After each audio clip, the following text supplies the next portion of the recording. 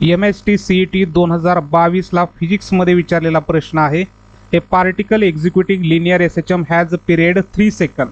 आपल्याला पिरियड दिलेला आहे 3 सेकंद अँड ॲम्प्लिट्यूड 6. ॲम्प्लिट्यूड आहे 6 centimetre. The time required by it to travel a distance of 3 centimetre from positive extreme position.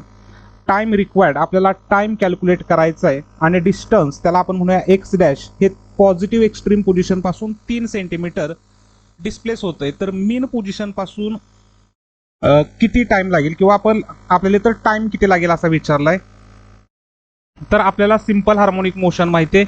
इथं आहे मीन position, हे आहे पॉझिटिव्ह एक्स्ट्रीम पोझिशन, हे जे डिस्टन्स आहे ते दिलंय ॲम्प्लिट्यूड 6 सेंटीमीटर आणि पॉझिटिव्ह एक्स्ट्रीम पोझिशन पासून पार्टिकल 3 सेंटीमीटर ट्रॅव्हल झाला, त्याला आपण एक्स डॅश म्हणूया.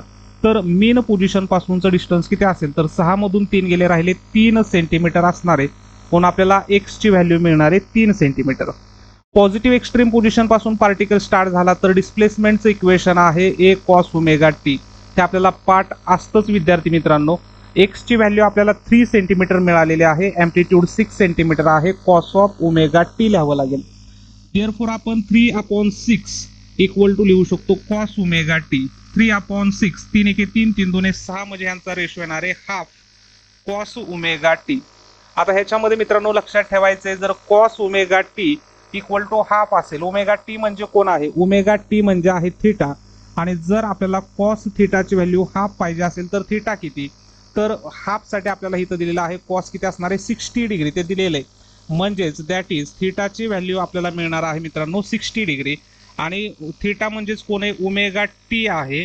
म्हणून ओमेगा टी आणि 60ला इन टर्म्स ऑफ पाय आपण लिहू शकतो π/3. आणि आपल्याला विचारलेला आहे टाइम विचारलाय. Therefore T equal to omega T equal to π/3 मिळालं. ओमेगाच्या ठिकाणी आपण 2π ओमेगा जो आहे त्या ओमेगाच्या ठिकाणी आपण 2π कॅपिटल टी लिहू शकतो इंटू स्मॉल टी π/3. दोन्ही साईडच्या पायला पाय कॅन्सल होतील. तर स्मॉल टी इक्वल टू काय मिळेल आपल्याला, तर आपल्याला स्मॉल टी मिळेल capital T divided by 2 × 3. Capital T ची व्हॅल्यू आपल्याला किती दिलेली आहे, 3 सेकंद दिलेले आहे. म्हणजे 3 आणि 3 × 2 आहेत 6, 3/6. तर परत आलं हाफ. आणि म्हणून आपला आन्सर हाफ म्हणजेच किती असतात 0.5 सेकंद. म्हणून आपला आन्सर असणार आहे ऑप्शन सी.